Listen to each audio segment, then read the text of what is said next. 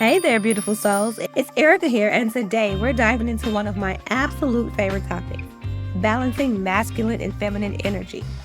This is such an important conversation because whether you realize it or not, these energies are at play in every aspect of your life, your relationships, your work, and even how you show up for yourself. Now, I know what you might be thinking. Masculine and feminine energy, is this about gender roles? Nope, not at all. These energies exist in everyone regardless of gender. They're like two sides of the same coin. And when they're in harmony, magic happens. As Carl Jung said, "The meeting of two personalities is like the contact of two chemical substances. If there's any reaction, both are transformed." this applies to the masculine and feminine within us as well. When these energies meet in harmony, transformation happens. By the end of this video, you'll understand what masculine and feminine energy really are, how to spot when they're out of balance, and simple practices to bring them back into harmony. So grab your journal, light a candle, and let's get into it. Don't forget to hit that subscribe button for more insights on transformation, healing, and conscious living. Let's start with the basics. What are masculine and feminine energies? These aren't about gender. They're universal forces that exist in all of us. Think of them as complementary energies that, when balanced, create wholeness. Masculine energy is about structure, action, focus, and logic. It's the get things done energy. Think of it like a riverbank. It provides the structure that allows the water to flow. Feminine energy, on the other hand, is flow, creativity, intuition, and nurturing. It's the water that moves freely within the riverbank, adapting and responding to its environment. I love how Tony Robbins puts it. Masculine energy is about breaking through. Feminine energy is about opening up. Both are essential, and when they work together, they create something beautiful. We need both to thrive. Masculine energy helps us set goals, take action, while feminine energy allows us to connect with our intuition and enjoy the journey. But here's the thing. When one energy dominates or is suppressed, things can get messy.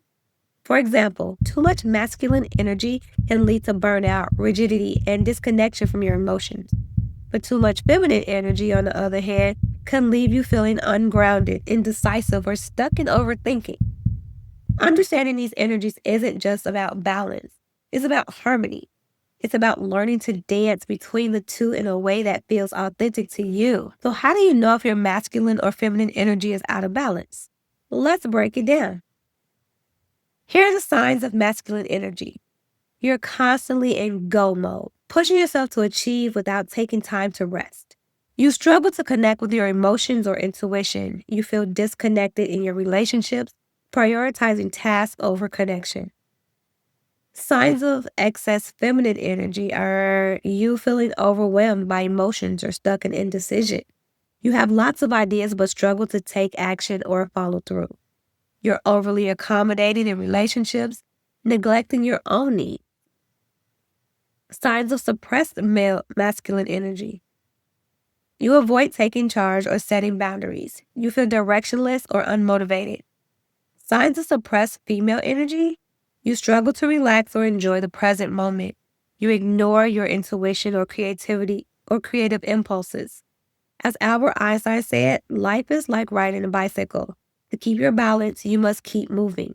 The same applies to these energies. When they're out of balance, it's like trying to ride a bike with flat tires. It's exhausting and inefficient. If you're feeling scattered or unmotivated, grounding your masculine energy can help you feel focused and strong. One of the best ways to cultivate masculine energy is through structure and routine. For example, start your day with a clear plan. Write down 3 priorities to focus on.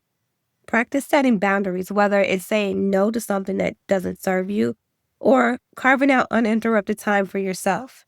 Masculine energy thrives on clarity and action. As David Dita, author of The Way of the Superior Man, explained, the masculine grows by challenge, so take on challenges that stretch you and build your confidence in your ability to lead and take action. Now, let's talk about feminine energy. If you've been feeling rigid, disconnected, or overly logical, it's time to invite more flow and creativity into your life. Here's a simple practice. Set aside 15 minutes to do something creative.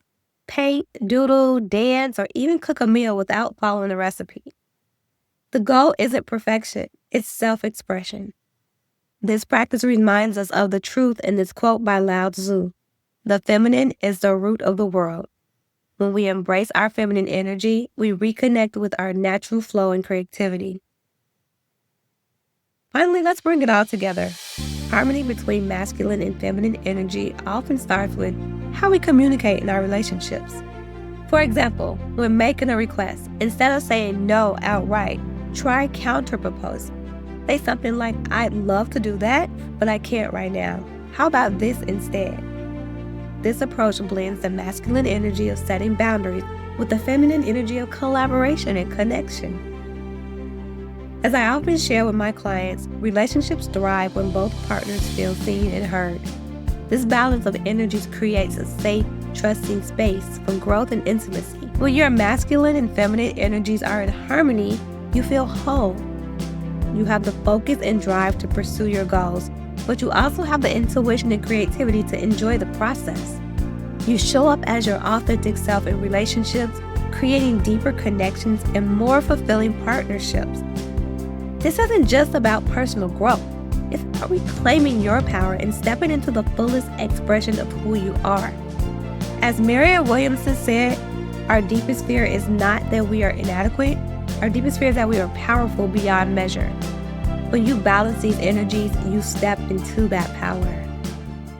All right, my loves, now it's your turn. I challenge you to try one of these practices this week. Whether it's building structure, exploring creativity, or practicing balanced communication. And when you do, come back here and let me know how it felt. I love hearing your stories and celebrating your growth. If you're ready to go deeper, join me in my Fusion Flow Sanctuary or an upcoming workshop. Links are in the description below. Thank you for being here, and remember, you're so much more powerful than you realize. Stay grounded, stay open, and keep shining.